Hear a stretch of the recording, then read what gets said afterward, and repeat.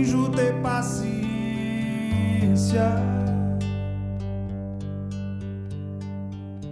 E o mundo vai girando cada vez mais veloz. Então é isso aí, gente. Começando mais uma edição do nosso Arquivo X Podcast. Nessa noite ao som de Lenine, o grande Lenine, né? Com a música Paciência. O bacana da letra dessa música, né? Lenine, ele escreve ali, né? Ele compôs ali. Todo mundo espera a cura do mal. E a loucura finge que tudo isso é normal. E eu, e você, e nós fingimos ter paciência. Abraço aí pro grande Lenine com a música Paciência. Dando abertura, então, a mais uma edição do nosso podcast Arquivo X. Nós escolhemos uma música mais cabeça nesta noite, porque o nosso papo aqui vai ser um pouquinho mais cabeça. Estou com um convidado especial aqui, o meu amigo, foi colega, professor Luiz Evaldo. Boa noite, professor Luiz. Boa noite, professor Cristiano, tudo bem? Prazer em estar aqui contigo nessa noite. Que legal. Professor Luiz, a honra é nossa, tá? O nosso bate-papo vai ser interessante nesta noite, porque o professor Luiz Evaldo também foi sacerdote, né? Professor Luiz Evaldo também tem ali a formação em teologia e é formado em filosofia. Então você imagina, né, qual vai ser legal o nosso bate-papo nesta noite. Mas nessa noite nós vamos focar filosofia, né, professor Luiz? Filosofia. É o que você está trabalhando hoje, Sim. né? Professor de filosofia. Então vamos focar. Mas num outro momento eu quero trazer o senhor aqui para nós falar um pouquinho de teologia, tá? O convite tá lançado e tá aberto para a gente fazer esse bate-papo aí. Professor Luiz Evaldo, então eu vou pedir para você se apresentar para os nossos telespectadores aí, né, a sua formação, pode contar um pouquinho da sua trajetória profissional, aquilo que você achar pertinente falar sobre você, fica à vontade. Muito bem, obrigado então, professor Cristiano, pelo convite, né? Eu, na verdade, eu nasci em Caiçara, né, no dia 4 de maio de 74, né, e aí, como todo bom parobense que veio de fora, né? A gente também veio, né? O pai e a mãe com mais 5 filhos, buscando melhores condições de vida em Parobé, isso em 1979. Eu tinha 6 anos na época, né, quando nós viemos para cá. E daí logo meus pais, a mãe sempre foi do lar, o pai trabalhou anos na Zaleia, né? Como sempre. E a gente foi se desenvolvendo aqui. Meus irmãos também, todos trabalharam em calçado, né? Nesse sentido, assim. Eu também comecei a trabalhar com 12 anos na época, né, em 87. Nesse tempo permitia, né? Permitia. A legislação daquele período permitia isso, né? E assinava até a carteira, né? Sim, com 12 anos. Imagina. Eu peguei esse tempo. Hoje, quando eu lembro assim, poxa vida, mas eu era um piá, né? Para ficar trabalhando, né? E aí, então, eu comecei na Hong Kong, quando tinha Hong Kong em Parobé. Daí trabalhei lá, depois da Hong Kong fui para Azaleia, que meu pai também me puxou para lá, né? Daí fui para Azaleia, aonde também estudei lá, né? Tinha um supletivo na Azaleia, e eu fiz aquele supletivo, muito bom, né? E aí, então, depois dali, trabalhando, né, na Azaleia, e eu participava muito de grupo de juventude, professor. Que interessante. Né? Na época, ali tinha muita grupo de juventude em Parobé. Então, era meio que uma disputa, né? De jovens participando de grupo de juventude. Sim. O nosso do Guarani... Você diz grupo de juventude, assim, vinculado à igreja ou... Vinculado à igreja católica. Vinculado à igreja, perfeito. Era tipo os CLJs de hoje, né? Tipo CLJ, só que era Pastoral da Juventude. Tá. Naquele tempo não existia CLJ. Tava recém-iniciando, eu acho. Algo novo. Perfeito. Sim. A Pastoral da Juventude, então, arrecadava a juventude toda, né? Participava do JUG, do Guarani. Nós chegava a ter 40 jovens, muitas vezes, participando. E ali era uma certa formação que existia, né? Além do entrosamento, era a formação que a gente tinha. Muitas vezes sociológica, né? E teológica também, né? Isso para a época era muito interessante. Sim. Né? Para a época. E ali então foi me despertando, né? Depois eu pensei, puxa vida, que tal ir pro seminário, né? Daí eu peguei e fui pro seminário, aonde então fiz filosofia, 3 anos. A minha filosofia foi muito boa, fiz em Viamão, no seminário, professores ótimos, né? Sim. Na época, assim. Daí depois logo fiz teologia, mais 4 anos. Sim. E depois fiquei sacerdote 5.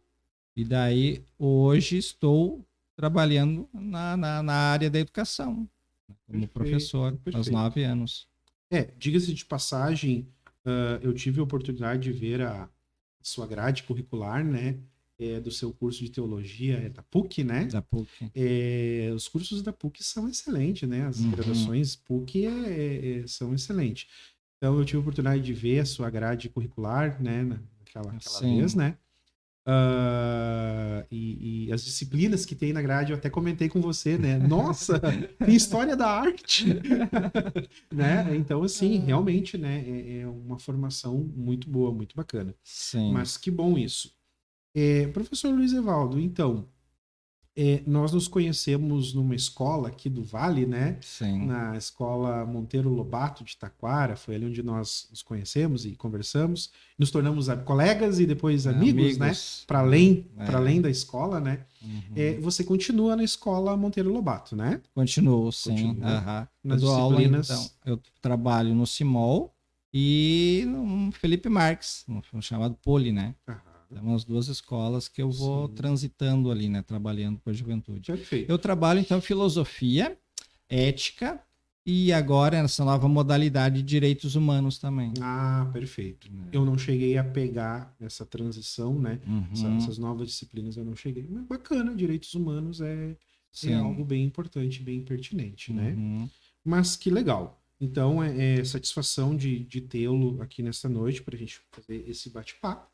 E o nosso bate-papo é filosofia, né? Seu chão, onde você domina enquanto professor, né? Então, professor Luiz Evaldo, assim, na atualidade, né? Vamos dizer assim, na sociedade contemporânea, eu acho que cada vez mais se torna, assim, importantíssimo a gente resgatar alguns princípios da filosofia, né? Alguns valores, algumas ideias, né? Só que para isso precisa toda aquela construção histórica, às vezes teórica que precisa, né? Porque parece que algumas coisas degringolaram na atualidade, né? Tá, mas nós vamos devagarinho aqui, Vamos começar assim, ó. A origem da filosofia. Talvez quem está nos escutando não tenha ideia do que eu vou falar aqui agora. Mas a filosofia é a mãe de todas as ciências, não é isso, professor? Sim. Foi a primeira ciência organizada, né? Organizada, de fato, como uma ciência de saber e de estudar. Então, a partir da filosofia que surge todas as demais. É assim? Sim. É assim, né? Sim. E aonde ela começa, professor Luiz? É que aí nós vamos ter que voltar um pouquinho, né, para a questão da mitologia. A gente começa no contexto da mitologia, porque quando eu falo a questão da mitologia, a mitologia é parte da infância da humanidade, né? Infância da humanidade. Então, a partir dali, aquele pensamento muito simplista, né? E irracional, muitas vezes, né?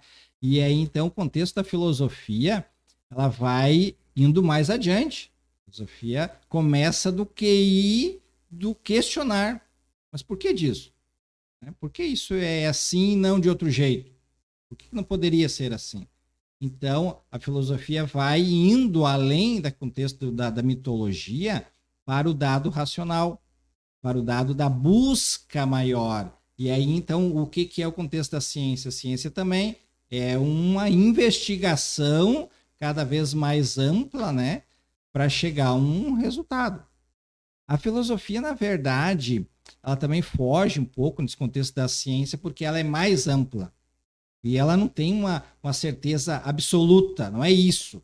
Ela trabalha bastante com as questões subjetivas, né? Mais subjetivas ou metafísicas também, né? É um contexto mais metafísico ali, que muitas vezes faz o questionamento de tudo.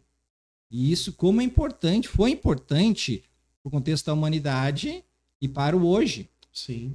Eu acredito que essa ruptura, né, da humanidade, o processo da ruptura, né, do período mitológico para, então, o início do período filosófico, né?